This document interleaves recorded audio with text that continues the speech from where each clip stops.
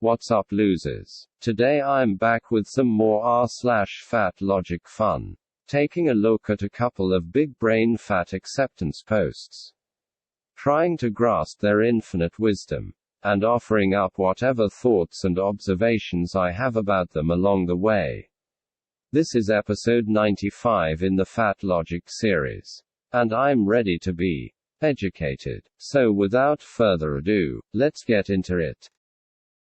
Fat, petty, and pleased to announce that 4 fat friends I know, who lost a lot of weight through the keto diet, pre-pandemic, have gained it back, and most are actually fatter.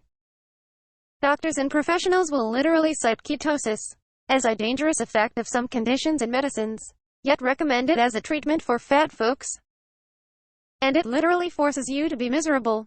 Not only does keto starve the body, but all those recipes sound gross, and the diet food is nasty. Wow, what a great friend. Taking pleasure from the failure, disappointment, and self-sabotage of your buddies. Sure is supportive, isn't it? Who wouldn't want that kind of positivity in their life? No, but seriously, I don't think that it's an exaggeration to describe this sheet as despicable. Like, you're not going to convince me that this poster is anything other than a terrible person. I'm not even going to call them a terrible friend. Because as far as I'm concerned, anyone who looks at their so-called friends this way is no friend at all. They're just a bitter, jealous, vindictive asshole. It's as simple as that. As for the point about keto, it seems to be getting ketosis, which is generally safe, mixed up with ketoacidosis, which is not safe, so that kinda invalidates the point it's trying to make about doctors using a keto diet to put their fat patients in danger. Surprise, surprise. And on the suggestion that keto literally forces you to be miserable. Yeah, I don't know about that. It doesn't appeal to me personally. But clearly it works great for a lot of people. And I see no benefit to trashing these people's dietary habits or recipes. Just because they aren't for you. It's just spiteful and unproductive. If you don't want to do keto, no one is going to force you.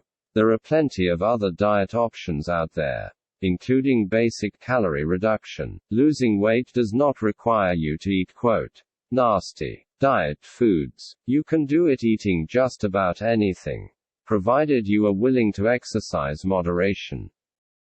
But we all know you're not going to do that, don't we? You'd rather lash out at your supposed friends, revel in their misery, and mock them for even trying to improve themselves. Because tearing other people down will always be easier than building yourself up.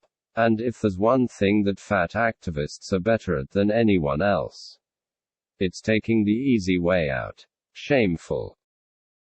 I really need people trying to make posts about fat positivity and acceptance to understand that even in a perfect society, with unlimited access to healthcare and a variety of food, that there will still be fat people, and that's okay.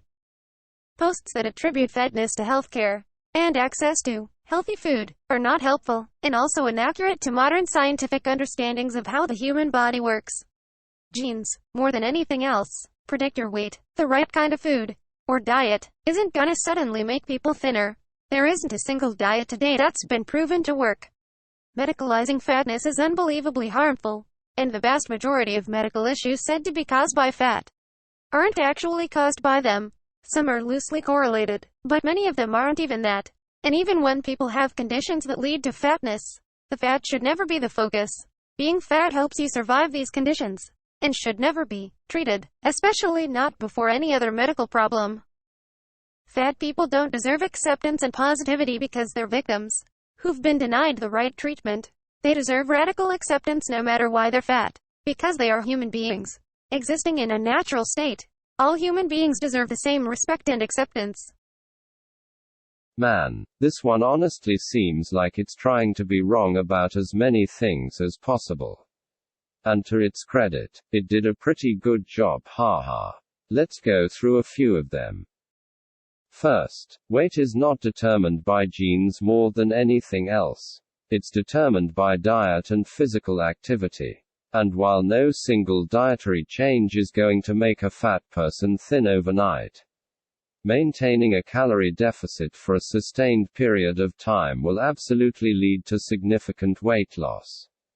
Furthermore, the suggestion that there are no diets that have been proven to work is frighteningly out of touch with reality. Enormous numbers of people diet and lose weight all the time. And I can't even begin to comprehend how someone could explain all of that away with genetics. Like people who successfully lose weight are not somehow changing their genetics. They are just changing their behavior. It's really not that complicated. Second, obesity does in fact cause a variety of health conditions. It increases one's risk of developing even more conditions. And it increases the severity of conditions that fat people suffer from by comparison to their thin peers. It's not just a loose correlation, or whatever. The health outcomes of obese people are dire pretty much across the board. And I don't think we're doing fat people any good by hiding this uncomfortable truth from them, or trying to minimize its significance. And third, if people have other conditions that are leading them to put on weight, this does not mean that they do not need to be concerned about becoming obese. And it certainly does not make obesity somehow beneficial for them. Something should still be done about one's weight under these circumstances. And this does not need to be done at the expense of addressing other coexisting conditions. In other words, we can walk and chew gum at the same time, haha. I agree with this post's assertion that all human beings deserve respect and acceptance. But I don't think that this requires us to delude ourselves over the health consequences of obesity. Or any other condition for that matter. Fat people are people first and foremost. And they deserve to live healthy and fulfilling lives just like anyone else. So instead of persuading them to embrace ill health and missed opportunities, why don't we encourage them to set the bar a little higher for themselves? And see what they can accomplish when they really set their mind to it. Just a thought. Thin privileges, not having to think about whether you'll fit. Okay, so I kinda struggle with how this is a privilege, when it's something that derives almost entirely from individual behavior and personal choice. And it's a problem that is utterly foreseeable and avoidable if one is at all willing to face facts. Like, if one person eats responsibly, exercises regularly, and generally does all that they need to maintain a healthy weight, and another person does none of that, and indulges themselves at every turn, how is the first person being given any kind of privilege? As far as I can see, all that's really happening is that the second person is reaping the rewards of their irresponsibility. Don't get me wrong here. I'm not saying that I have no sympathy for fat people who struggle to lose weight. I get that it can be hard, and that there is probably more that society could be doing to assist them. But I take issue with the shifting of responsibility onto thin people who have done everything right. Because ultimately, the problem we should be dealing with is obesity, not thinness. And living a life free of the limitations that obesity imposes should be a goal for everyone to work towards. Not a basis for asserting fat victimhood and villainizing thin people as entitled recipients of privilege. Because let's be real, if anyone is acting entitled here, it sure as shit isn't the thins, haha. Well, that's all I've got for you today. I hope you enjoyed reading these posts with me, and that you got something out of my commentary. What do you think? Do good friends celebrate their friends failing at the diets? Are there really no diets that have been proven to work? Is knowing that you will fit in things thin privilege? Let me know in the comments. As always, don't forget to like and subscribe, or I'll make a smug social media post mocking you for putting weight back on.